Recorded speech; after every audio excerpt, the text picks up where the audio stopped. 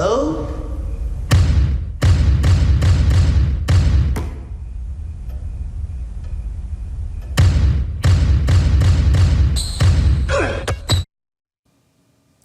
Now, what you just saw there was a scene from the 2001 Motion Pictures and Miramax movie Scary Movie 2, featuring Marlon and Sean Wayans, along with Anna Faris, Regina Hall, Natasha Lyonne, Kathleen Robertson. These are faces and names that you remember. Very talented actors and actresses.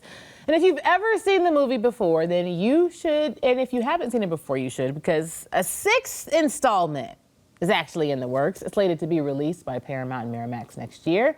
Paramount is actually the parent company of WBZ. Now, you know how funny the scary movies are, and you just cannot have a conversation about comedy legends without mentioning the Wayans. 10 siblings make up the talented family that has made us laugh for decades. I am so excited to be joined by the youngest sibling. He's an actor, he's a director, he's a comedian, he's a producer. Marlon, welcome. Thank you. The way you started that out, it would sound like any Wayans would do. Pick one. As long as he's on the show, it's cool. No, Keenan, no. Damon, Sean, Jackie, Marlon. See, now this is youngest sibling behavior right here. Absolutely. I take pride in being the youngest. But the reason that we had the youngest in the house today is because you're actually going to hit the stage in Lynn at the Lynn Auditorium. Yes, I'm going to be at Lynn where I'm going to go in and I'm going to come out with bad friends. I'm changing that whole thing up because everybody be scared of Lynn. I'm like, yeah, how y'all scared of the people? So you got to, you know, I think Lynn's going to be good people, good laughs. I look forward to that. That's right. Don't be scared of Lynn. Lynn is going to show you some love. Lynn is showing me love. I like people that go to laugh. I like when they go, you stupid. I don't like people that say, oh. I don't like a quick laugh. I'm like, what's next? You want people to feel it. I want people to laugh. I want to smell the cavity in your back tooth on the stage. Well, you have been here before, so there must be something special about Boston. You've performed at the Chevalier, which is in Medford, the Wilford, and now you're back. Yeah. Are you hyped to be back here in the Boston area? I love Boston. You know, I filmed a movie out here. We filmed The Heat out here with Sandra Bullock and Melissa McCarthy.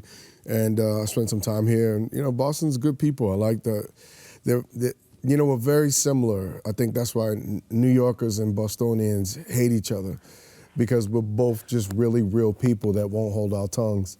And it's the very thing that makes us hate each other, is the very thing that brings us together, because this is a mutual respect and a mutual passion.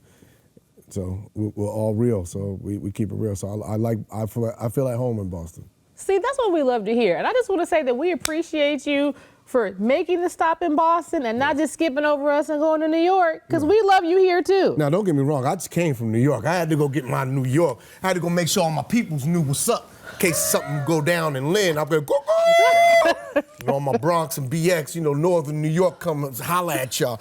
But yeah, I'm always gonna be a New Yorker at heart. But I mean, East Coast, Philly, you know, I like all the teams and all the, like, we all hate each other. There's that rivalry. But that's why we love and respect each other. I feel at home in places like that because, you know, that New York is a rowdy place. So is Boston. They're just full, real people with real opinions and real passion. So I like Boston. Now, I would be remiss if I didn't tell you, you can't see I wouldn't like being at a Boston Red Sox game because they too rowdy. And Ooh. I'm gonna wear my Yankee outfit too. Oh, so you're gonna choose violence is basically what you're saying. All day long. And I hope the Yankees find the steroids that y'all found 12 years ago, and we get those steroids back, because we're going to get these rings.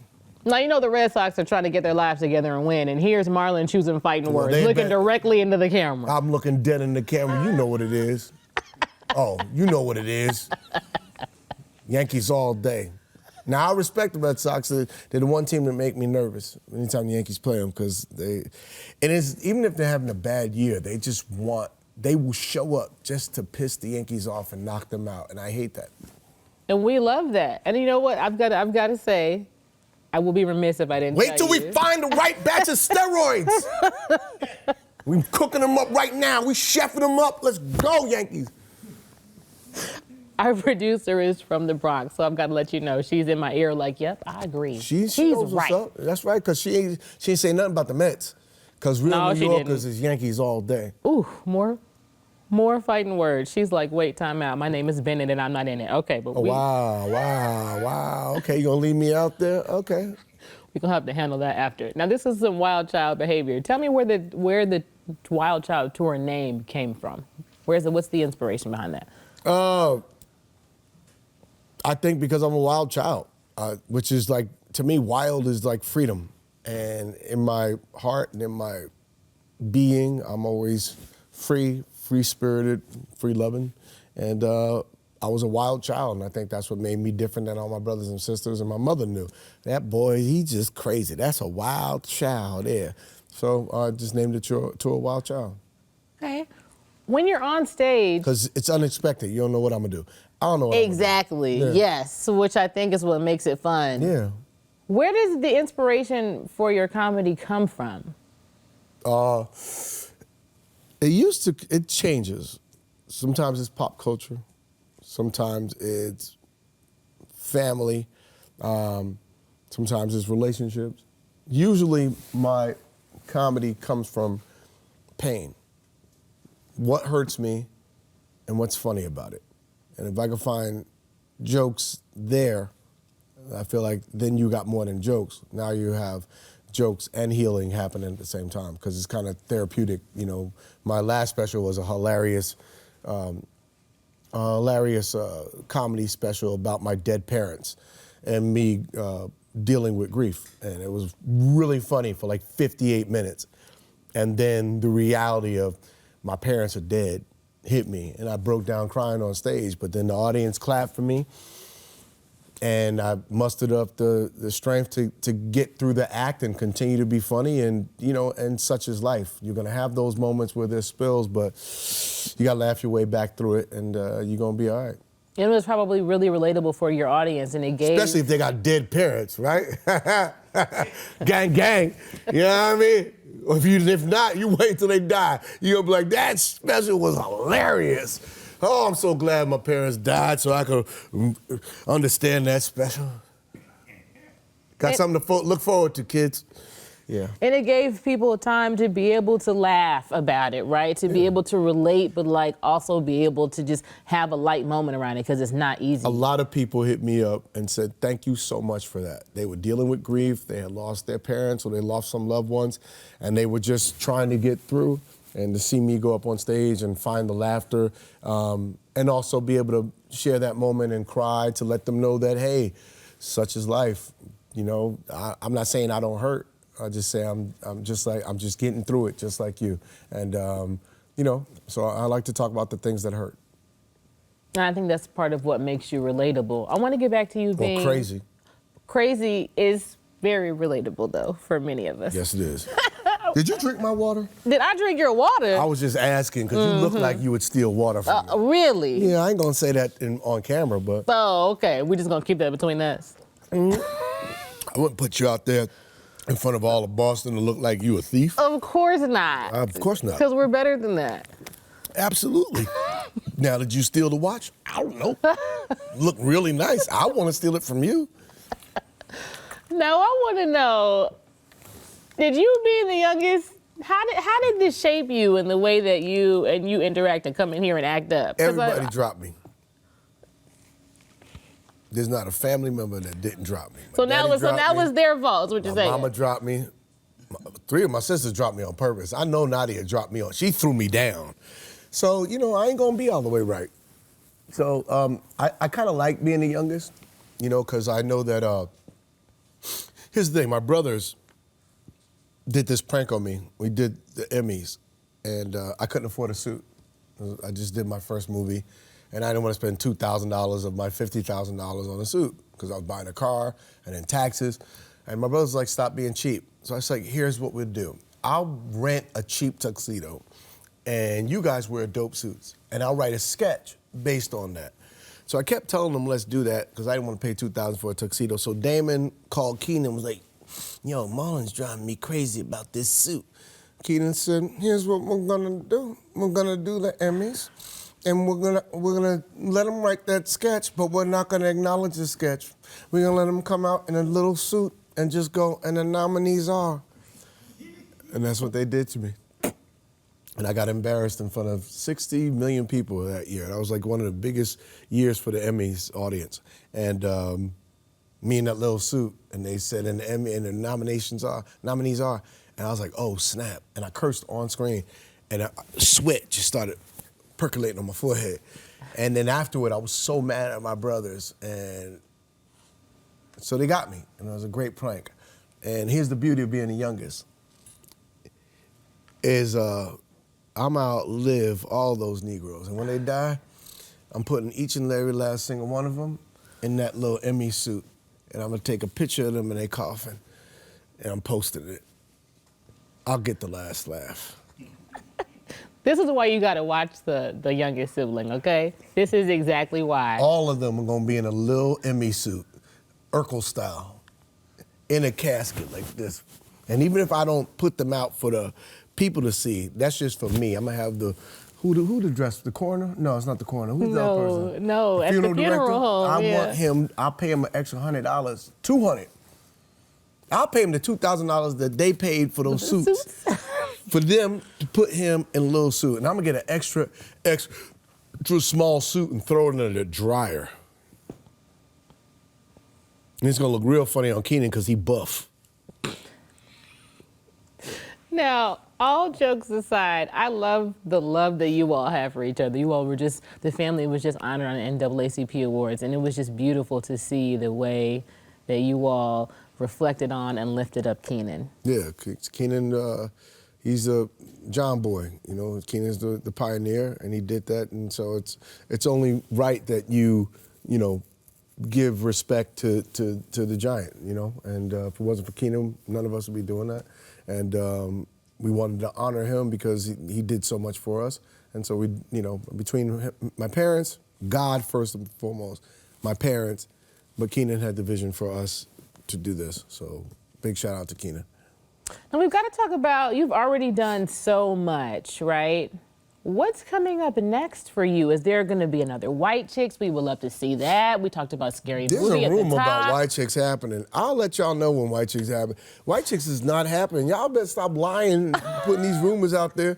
No, we ain't doing White Chicks 2. I'll let you know when that happens. When the deal is signed and the ink is dry, I'll be like, we're doing White Chicks 2, but we're not. I'm not even in talks. I'm not even thinking about White Chicks 2 right now.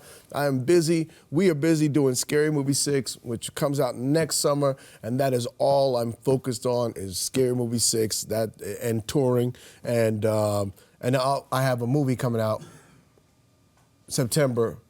It's a Monkey Paw production, which is Jordan Peele's company, directed by Justin Tipping. It's called Him. It's a psychological horror thriller starring myself and Tyreek. I forgot the boy, little light-skinned boy name. Tyreek, what's his last name? Tyreek something. He's just a light-skinned boy, you know. Marlon, you were something else. Yeah. It's a little yellow bone kid, or a little red bone. But Tyreek, what's Tyreek last name? I don't know. Tyreek. I mentioned your name. That's good enough. A little young buck. He don't need a last name. You got to earn your last name. Just be glad I call you Tyreek. Okay, well, we got that first name in there. Okay, but there is one thing that is happening. This is only his second movie. I could call him. Till you get 50 movies under your belt, you're going to be just Tyreek. I mean, he is going to be happy to hear his name out of your mouth. Let's be clear. That's all. You want to be known by one name. I don't want to be Wayans. I want to be Marlon. I'm tired of Wayans. It's too heavy. The Wayans name is, but I am doing, gold. Yeah, White Chicks is not happening right now. Look at what you heard it here first. I'm going to be on Papa's House. Yes, exactly. CBS is on Papa House. My brother Damon, I did an episode with him and his son, little Damon, and it was good to go see my brother and my nephew get rich. And all I could think was, how do I rob my brother and my nephew? Because guest star money ain't star money. Have you come up with your plan yet? You got it figured out yet? I'm still thinking. Still thinking. I'm going to put his son in an Emmy suit, too. So everybody's going down. I'm going to outlive everybody. That episode of Papa's House actually is going to be airing on March 24th. That's going to be a lot of fun. Look at you with your details. Listen, I do my homework now. You do. I can't have a legend walk in, okay? You was reading the teleprompter without reading. I was like, does she have like one of those Notorious B.I.G. eyes that's over now, here? you know what? You was looking at this one, but reading the thing. I said, how is she doing this? It was all a dream. We got to be prepared. We have been looking forward to you coming in. Absolutely. I like Damon's red fox beard. Are you next? You're gonna go for it? I told him diet. He looked too old. I'm like, how old? Because it make me feel old. Like, die that. How old are you? He's like, I'm enjoying this. I'm enjoying. I don't know. See, if he it's like salt that the and pepper girls call him per se. Zaddy. I'm like, nah. When they start calling you Zaddy, that means they want you to start paying bills. I mean, there's no line. That's when you gotta start paying rent. That's right. That's when you gotta start buying Mortgage.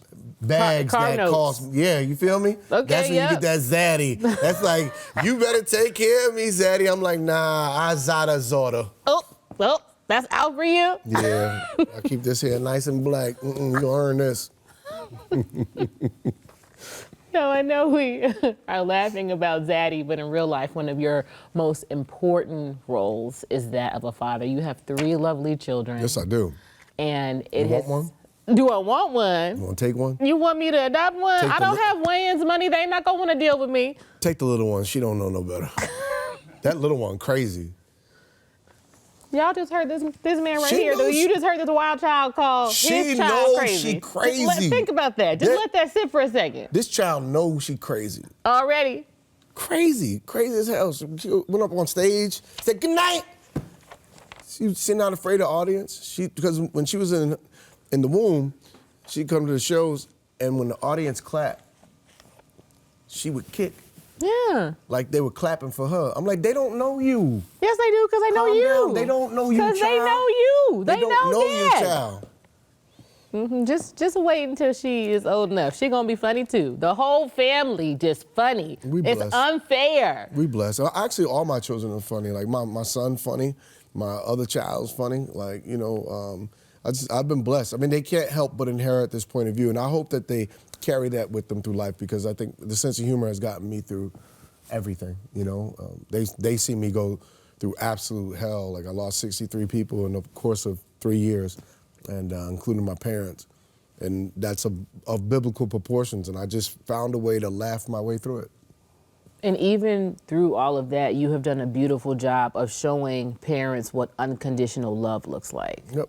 Well, that's because you go through a journey, and God delivers you as a different individual. That journey for me, it was something that didn't start out, in a happy place, but you work through it and you get to this wonderful, you find this great elixir. Life is about finding elixirs, and I found unconditional love as the elixir. I think it's important for people to be able to see that, though, because I think parents, you don't ever really know how you're going to respond until you're in that moment. So for people to be able... But that's how you know a terrible person. A terrible person disassociates themselves with their child because they feel like they're God, like they have the right to judge. You cannot judge. Only God can judge. That's on him. It's on you to love. That is what God put us here for, to love. Terrible people disassociate from their kids. And if you see signs of people like that, walk away from that. That's not people you want to associate with. Now, what encouraged you to be able to openly speak about your journey with Kai? Because you could have just done this behind closed doors. It could have been family business, but it was empowering to others that you were able to... I just speak truth, and I just think, like, I want the world to feel good, right? And if you use yourself as an example, we don't all start out feeling good. You have to go through these journeys, and I went through all the stages of grief to get to the elixir, and it's a beautiful story, and I think that it's a needed story, and I think it's not just dealing with that. Your children are always going to throw you a curveball. Period. They're never gonna do. My sisters and brothers, we threw our parents curveballs, and what they found was how to love us all differently. But you gotta love them. That is your child, And if you can love your child, then you can love your neighbor, then you can love a partner. And, I think it's important to always practice love. We are here on borrowed time, so every moment that we have, we should enjoy and keep our spirits in good places, so we're not full of toxic feelings and toxicity in our bodies, and that we're happy. I want to be happy. So why would I sit around mad for somebody else's life? That's their life. Are they happy? Then I'm happy for you. Period. Period. Now, giving us some background. You've made us laugh. We want people to be happy, and they can do that if they come out and see you tonight. You got to tell folks why they need to be at the Lynn Auditorium tonight. Well, you better hurry up and buy your tickets because it's damn near sold out. So I'm coming here selling y'all something that probably is sold out. But call right now. Call right now. I would add a show, but it's too late. If y'all would have sold this out like 3 weeks ago, I'd have been like, yo, we adding a show. But next time I come to Boston, I'll be and I'm at the Lynn, then we'll do a couple of shows. But tonight, get your tickets at the Lynn Auditorium. Go to lynnauditorium.com or marlonwayans.com and get your tickets. Check out my new website. It's cute. I'll see him or these boots. Can we talk about these boots here for a second? Can we? Can we? You know, can I be fly? You saying with your beautiful Eddie Murphy leathers? You know, you got your... I just knew I was going to have to come in here and keep up with you, But okay? you flossed on me coming over here with your blue face watch, girl. This is all not kind of this jewelry is on not you. Wayans money, so All let's not. It's money, though. It's money. Okay, I got some years before I can have some Wayans money. You good, girl. You good. You don't want Wayans money. Oh, there's too many of us to split it up. You know, we went on tour, and it was me, Keenan, Sean, and Damon, and Lil Damon, and Shantae, and we made $1 each per show. Now, Marlon, cut it out. $1 each. That's what happens when you split it up. I don't know how Earth, Wind, and Fire did their tours. There's like 78,000 people. There's more people on the stage than there are in the seats. How'd they split that check up? Man, I could only imagine. Who's the brother that everyone goes to Money Advice for and Money while we're talking about it? Do they come to you? Who do y'all all go to? No, we don't go to nobody. Every man for himself. We used to go to Keenan. Well, he getting older. He gave me, you should put your money in your mattress. All right, well, thank you, Keenan. I appreciate that. I'll get a money advisor and speak to them. He's getting that old black man, put your money in your mattress. Why? What if there's a fire? Hold on, I'm just gonna get my mattress out the house. You know, we can't have that happening. No. Well, Marlon, thank you so much. We had so much fun with you. Thank you for getting up for us, because we know you got to get ready for the show. You got to get a little break. You got to get a little nap. Yes, I am. I'm about to go to sleep. I'm ready in my bed. My body's just here. Well, we appreciate you and your body being here. Thank you, baby. I appreciate you. Marlon Wayans. Where am I going to be? Lynn Auditorium. All day, all night. In Lynn, 7 p.m. You still have time to get some of those tickets. Don't wait, though. And we'll be right back. Peace.